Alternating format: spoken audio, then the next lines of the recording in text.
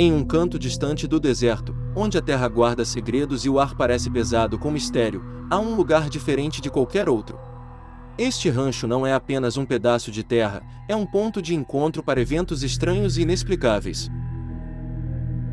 De luzes assustadoras dançando no céu a figuras sombrias que parecem desaparecer no ar, este lugar desafia tudo o que achamos que sabemos. Junte-se a nós enquanto pisamos nesta terra misteriosa, onde a linha entre o conhecido e o desconhecido fica borrada. O que são essas visões e sons estranhos? Eles poderiam ser visitantes de outro mundo ou é algo ainda mais misterioso? Prepare-se para uma jornada que o levará aos limites da realidade. Bem-vindo a este rancho misterioso, onde cada sussurro e sombra podem ser uma pista para um mistério maior. Vamos descobrir o que realmente está lá fora. Orbit Português e Intro. O Rancho Skinwalker, anteriormente chamado de Rancho Sherman, cobre cerca de 512 acres e está localizado a sudeste de Ballard, Utah. É conhecido por sua associação com eventos paranormais e avistamentos de OVNIs. O nome é derivado do Skinwalker da lenda Navajo, que se relaciona com xamãs vingativos. Na cultura Navajo, um Skinwalker é uma bruxa malévola com o poder de se transformar, possuir ou assumir a aparência de um animal. Várias testemunhas se apresentaram dizendo que não apenas viram vários OVNIs, mas também encontraram criaturas estranhas, sobrenaturais e assustadoras vagando livremente por aquela propriedade. Este rancho é famoso por ser um ponto de acesso a OVNIs e todos que vivem dentro e ao redor daquela área definitivamente já viram um OVNI pelo menos uma vez. Os avistamentos anormais variam de bolas de luz, orbes brancas, naves estruturadas, e esses avistamentos ocorrem independentemente do dia ou da noite. Em 1996, um empresário americano chamado Robert Bigelow comprou o rancho Skinwalker por $200 mil. Bigelow era um grande entusiasta de OVNIs, então, depois de ouvir sobre todos os encontros com alienígenas e OVNIs, esta era definitivamente uma propriedade de primeira para ele e ele teve que colocar as mãos nela. Bigelow também fundou o Instituto Nacional de Ciência da Descoberta, que operou de 1995 a 2004. Seu propósito era pesquisar e promover investigações sérias em várias ciências marginais e assuntos paranormais, com foco particular em ufologia. Aparentemente, o fazendeiro de quem Bigelow comprou a propriedade estava morando no rancho com sua família por pelo menos 20 meses.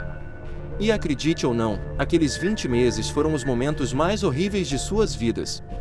Tanto que, por medo, todos os 4 membros da família dormiam no chão no mesmo quarto todas as noites, porque isso os afetava muito. Eles testemunharam uma espécie de atividade fantasmagórica poltergeist. Por exemplo, a esposa do fazendeiro, depois de voltar das compras de supermercado, colocava todas as compras na prateleira e ia para outro cômodo. Mas quando ela voltou, toda a comida estava empilhada de volta na sacola de compras, como se alguém ou algo estivesse revertendo o tempo completamente. Da mesma forma, itens do banheiro, como escovas e toalhas, desapareciam aleatoriamente.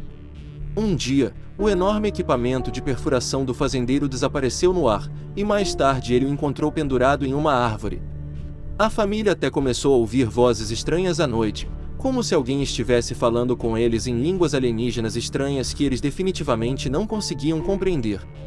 Ficou ainda mais assustador quando eles começaram a ver formas, bem do lado de fora da janela à noite, grandes formas humanoides espreitando tentando espiar dentro de casa. Isso foi seguido por passos pesados do lado de fora, depois passos pesados do lado de dentro, mostrando que a criatura alienígena tinha acabado de entrar em sua casa sem nem mesmo abrir nenhuma porta ou janela. Então a coisa mais assustadora começou a acontecer, seus animais começaram a ser mutilados. Haveria rastros de vacas que levavam para a neve e então elas simplesmente desapareciam, dizendo que poderiam ter sido abduzidas pelos alienígenas.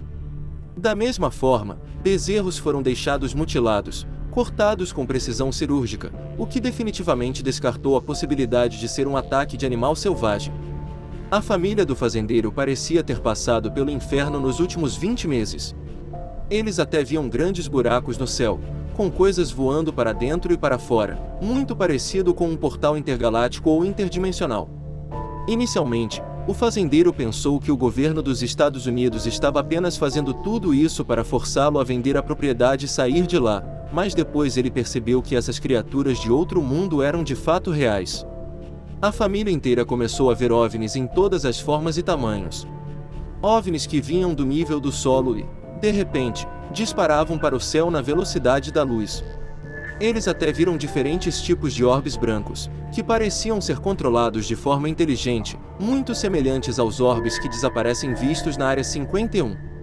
Ainda mais estranho foi o incidente em que 4 touros desapareceram misteriosamente de seu galpão apenas para reaparecer em uma sala trancada, totalmente alheios a como chegaram lá. Então, quando Bigelo comprou a propriedade do fazendeiro, ele quis TED para capturar alguma prova e então ele instalou câmeras por todo o rancho.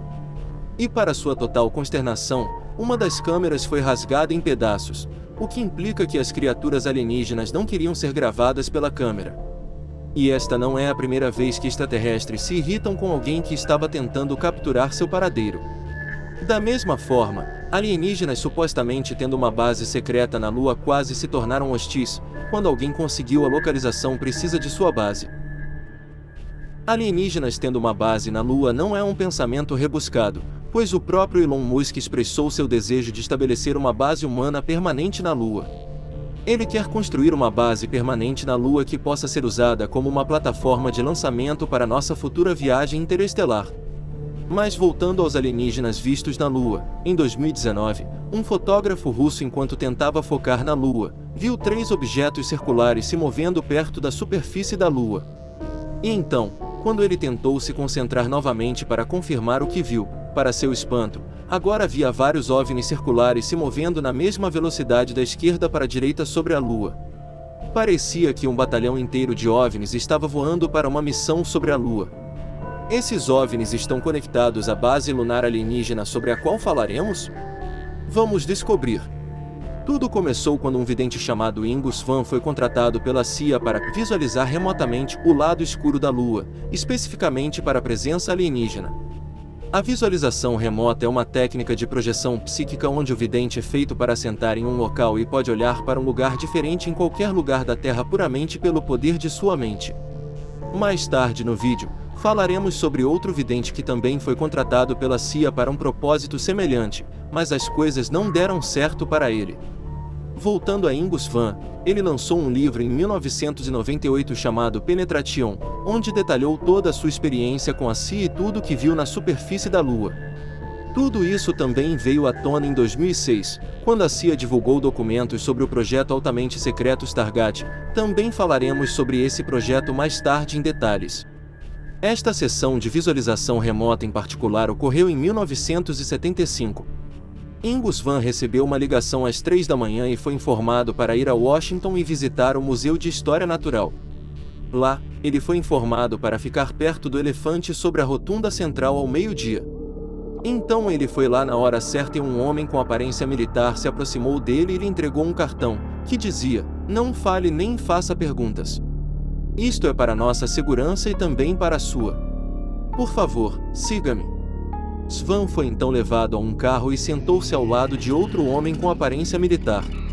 Então o segundo militar entregou-lhe outro cartão, que dizia: "Por favor, não fale, precisamos revistá-lo em busca de dispositivos de escuta." Depois de examiná-lo cuidadosamente, ele recebeu um último cartão que dizia: "Gostaríamos de sua ajuda em um projeto adequado ao seu talento. Você se sente confortável em um helicóptero?" Depois que Svan concordou, uma bolsa foi colocada sobre sua cabeça para que ele nunca soubesse para onde estava sendo levado e o carro acelerou.